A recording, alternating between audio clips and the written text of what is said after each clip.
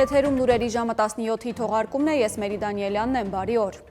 Միացյալ Նահանգների փոխնախագահը Երևանի ճանապարհին է։ Flight Radar-ի տվյալներով J.D. Vance-ին ու տիկնոջը Ուշա Vance-ին տեղափոխող ինքնաթիռն արդեն մեկնել է Միլանից։ Վարչապետի աշխատակազմից հայտնել են, որ երեկոյան տեղի կունենա Նիկոլ Փաշինյանի հանդիպումը ԱՄՆ փոխնախագահի հետ, որից հետո նրանք հանդես կգան հայտարարությամբ։ Վենսը Հայաստանում կլինի փետրվարի 9-ից 10-ը։ Այցի ավարտին Վենսը Երևանից մեկնելու է Բաքու։ ԱՄՆ փոխնախագահի այցի ընթացքում կքննարկվի նաև Իրանի հետ առևտուր անող երկրների նկատմամբ 25% մաքսատուրքեր սահմանելու հարցը։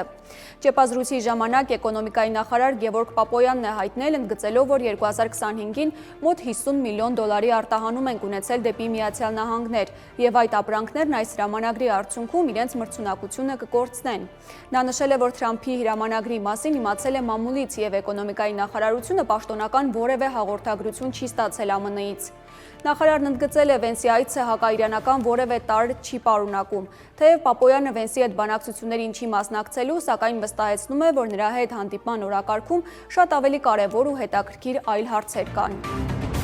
Արցախ անվան փոխարեն կհայտարարվի երաժշտությունը Արա Գևորգյանի։ Ահա թե ինչպես է լուծվել Հայաստանի եւ Ադրբեջանի այսպես կոչված օլիմպիական վեճը։ Հայաստանը ներկայացնող գեղասահորդներն ավելի վաղ հայտարարել էին, որ հանդես են գալու Արա Գևորգյանի Արցախ ստեղծագործության ներքո։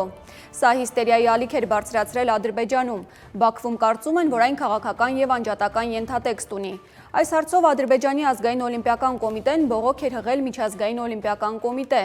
Ըստ միջազգային կառույցի, անընդունելի այս հարթակն օգտագործել քաղաքական նպատակներով, պետք է քաղաքական չեզոքություն պահել։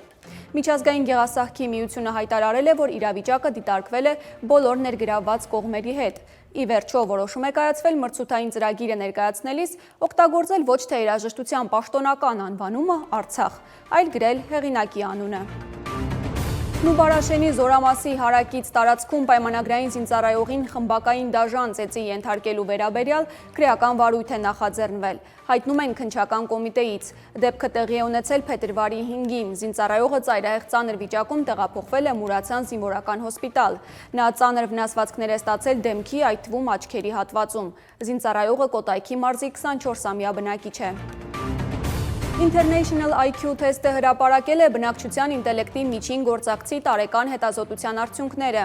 Վարկանիշային ցանկը կազմված է 137 երկրի եւ տարածքի 1.2 միլիոն մարդու թեստերի արդյունքների հիման վրա 2026-ի սկզբի դրությամբ։ Բոլոր հարցվածները կատարել են նույն առաջադրանքները, եւ այսպես վարկանիշում Հայաստանը զբաղեցրել է 26-րդ տեղը, Վրաստանը 21-րդ, Ադրբեջանը 57-րդ, Թուրքիան 69-րդ, Ռուսաստանը 6-րդ, իսկ Իրանը 4-րդ։ Առաջատարներ են դարձել Հարավային Կորեան, Չինաստանը եւ Ճապոնիան։